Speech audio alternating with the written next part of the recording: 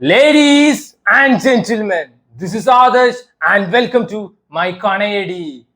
Patriot.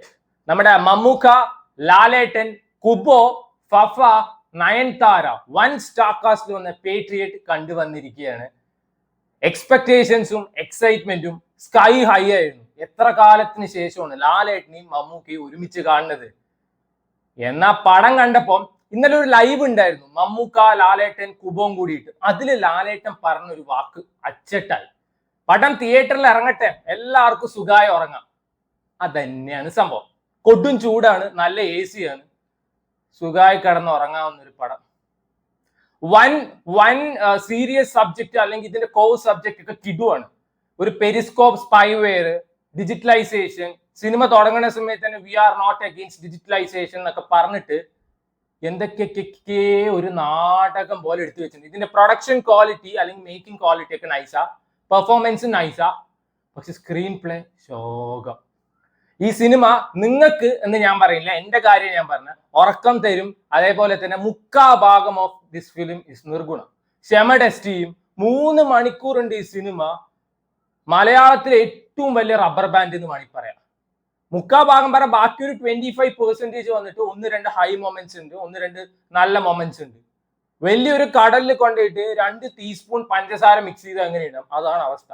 And Laletta പൊന്ന് Laletta, you shouldn't have done this character. You shouldn't have done this character. ഏതെങ്കിലും ഒരു tyre 10 ആക്ടറിന് ചെയ്യാവുന്ന ഒരു ക്യാരക്ടർ കൊണ്ടായിട്ടാണ് അങ്ങേർക്ക് കൊടുത്തിരിക്കുന്നത്. അങ്ങേർക്ക് പെർഫോം ചെയ്യാൻ വലിയ കാര്യത്തിൽ ഒന്നുമില്ല.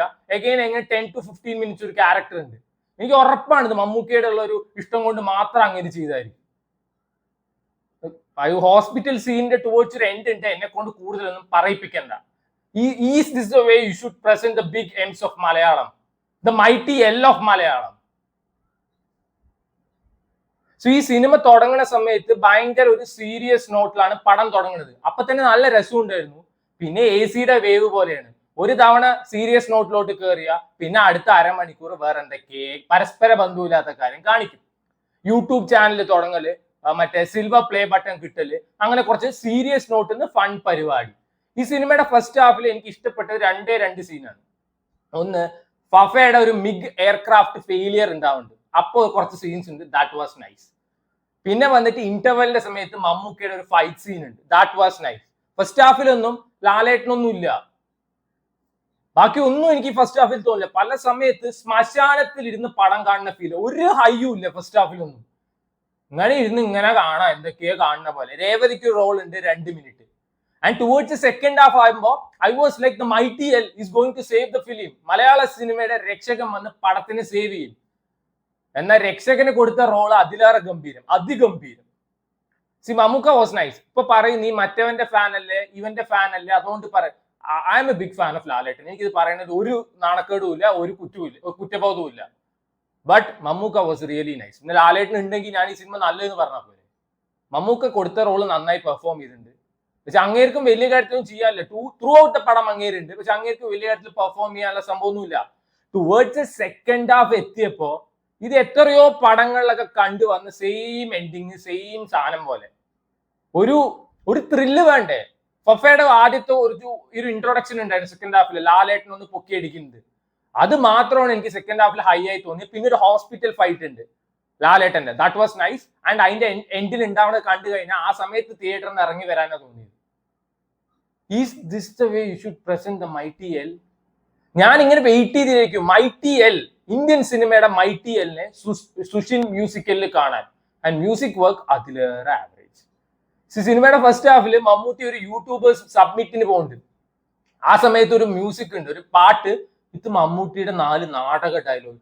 അതും ഈ സിനിമയ്ക്ക് എന്തിനാണ് ഇത്രയും നാടകീയത കൊണ്ടുവന്നത് എനിക്ക് മനസ്സിലായിട്ടില്ല. ഡയലോഗ്സ് ഒക്കെ ഭയങ്കര നാടക ഫീൽ. ദുരന്തർ സിനിമ ഏകദേശം 4 മണിക്കൂറുണ്ട്. ആ സിനിമ കാണുമ്പോൾ ഒരാൾക്കും അതൊരു ബോറിംഗ് പടമായിട്ടോ അല്ലെങ്കിൽ ഇറിറ്റേറ്റിംഗോ ആയിട്ട് തോന്നാത്ത screen play by Usain Bolt. That was a racy screen play, very interesting. ഇത് ചുമ്മാ പാട്രിയോട്ട് ആണെന്ന് കാണിക്കാൻ വേണ്ടിയിട്ട് ഒരു പടം എടുത്ത് വെച്ച പോലെ. ആ ഹോസ്പിറ്റൽ ഫൈറ്റ് സീനിന്റെ എൻഡിൽ എനിക്ക് ഈ സിനിമ ഇതുവരെ തന്ന സകലമായ ഫീലിംഗും പോയി. ഇതിപ്പോ ഇതിനും ഭേദം മറ്റേ ബോളിവുഡിൽ നിന്ന് ഏതെങ്കിലും ഒക്കെ ഒരുത്തനെ കൊണ്ടുവന്ന് ചീപ്പിക്കാവുന്ന ക്യാരക്ടർ അല്ലേ ഉള്ളൂ. കുഞ്ചാക്കോ ബോബന് വലുതായി പെർഫോം ചെയ്യാനൊന്നുമില്ല. ഫഹദ് ഫാസിൽ ചില സമയത്ത് നൈസ് ആയിരുന്നു, ചില സമയത്ത് പേ പിടിച്ച പോലെ കാണിക്കുന്നുണ്ട്. ഇതിൽ നന്നായി പെർഫോം ചെയ്ത ഒരാളുണ്ട്, JP സുന്ദരം പറഞ്ഞ ഒരു മിനിസ്റ്റർ. ആ ക്യാരക്ടർ ചെയ്ത ആ ഒരു ആള് നൈസാ. നയൻതാര മമ്മൂട്ടിയുടെ വൈഫാണ്. നയൻതാരയ്ക്ക് ആകത്ര 5 മിനിറ്റ് റോൾ 3 സീനിൽ എന്തോ. ഇതിനൊക്കെ നയൻതാരയൊക്കെ കൊണ്ടുവരേണ്ട ആവശ്യമുണ്ട്. ഇതൊക്കെ സാധാരണ ആരെങ്കിലും ചെയ്താൽ പോരെ? ഇത്രയും സ്റ്റാർ കാസ്റ്റിൽ കൊണ്ടുവന്നിട്ട് ഇവർക്ക് പെർഫോം ചെയ്യാൻ ഒന്നുമില്ലെങ്കിൽ what is the necessity of such A film? മറ്റേ സെറിൻ ഷിഹാബ് ഉണ്ട്. ഞാൻ പറഞ്ഞ പെർഫോമൻസ് വൈസ് ഒക്കെ നല്ലതാണ്. മമ്മൂക്ക നന്നായിട്ടുണ്ട്, സെറിൻ ഷിഹാബ് നന്നായിട്ടുണ്ട്. പക്ഷെ എന്തെങ്കിലും ഒരു സാധനം വേണ്ട, ഒരു ഹൈ മൊമെന്റ് വേണ്ടേ? മൈറ്റി എല്ലിനെയും ബിഗ് എമ്മിനെയും കിട്ടിയിട്ട് എടുത്തു വെച്ചിരിക്കുന്ന പടമാണ്. അവിടെ നെൽസൺ ഒക്കെ കമലഹാസനെയും രജനീകാന്തിനെയും വെച്ച് പണ്ണാൻ പോണ സാധനം കാണും. പ്രൊമോ കാണുമ്പോൾ തന്നെ തരിച്ചു കയറും. ഇത് നാടകം. ഈ സിനിമ തുടങ്ങുന്നത് തന്നെ ഒരു ഡോക്യുമെന്ററി ഫീൽഡിലാണ്. ത്രൂ ഔട്ട് ദ പടം ഡോക്യുമെന്ററി പോലെ തന്നെയാണ്. ഒരു ഒരു ഒരു അഡ്രിനാലിൻ റഷ് വേണ്ടേ? ത്രില്ലടിപ്പിക്കുന്ന മൊമെന്റ് വേണ്ടേ? അവസാനമൊക്കെ ആയിട്ട് കുറച്ച് പാസം കയറ്റി എനിക്ക് ടുവേർഡ്സ് എൻഡിങ് ഒന്നും ഇഷ്ടമായിട്ടേ ഇല്ല.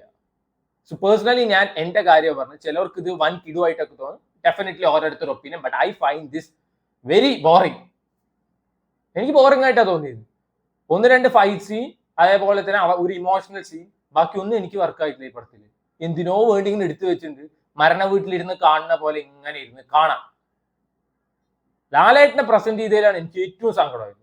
ആൻഡ് മമ്മൂക്കയെ പോയിസൺ ചെയ്യുന്നുണ്ട്. പോയിസൺ ചെയ്യുന്ന സമയത്ത് അങ്ങേര് എനർജറ്റിക് ആയിട്ടും അതിന്റെ മുമ്പത്തെ ടൈമിൽ എനർജറ്റിക് ആവേണ്ട സമയത്ത് അങ്ങേര് വീക്ക് ആയിട്ടാണ് കാണിക്കുന്നത്. ഒന്നെങ്കിൽ ത്രൂ ഔട്ട് ദ പടം സീരിയസ് നോട്ടിൽ പോവുക. ഇത് ഒരു കൊല്ലം ഒരു സീരിയസ് ഇഷ്യൂ ഉണ്ടായിട്ട് ഒരു കൊല്ലം ഫണ്ണാണ് അതിന്റെ ഇടയിൽ. യൂട്യൂബിൽ വ്ളോഗ് എടുക്കുക, വ്ളോഗ് നമ്പർ 5, വ്ളോഗ് നമ്പർ 6. അപ്പോഴേക്ക് ആ സീരിയസ്നെസ് പോയി പടത്തിന്റെ. പിന്നെ വീണ്ടും കൊണ്ടുവന്നു സീരിയസ്നെസ്. അതിന്റെ ഇടയിൽ വീണ്ടും പിന്നെ വേറെ എന്തൊക്കെയോ കൊണ്ടുവരുന്നുണ്ട്.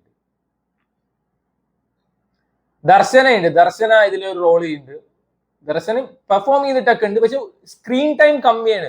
3 മണിക്കൂർ സിനിമയുണ്ട്. 3 മണിക്കൂർ ഇവർക്ക് ആർക്കും സ്ക്രീൻ ടൈം ഇല്ലെങ്കിൽ പിന്നെ എന്തിനാണോ ഇവരെയൊക്കെ കാസ്റ്റ് ചെയ്തത്?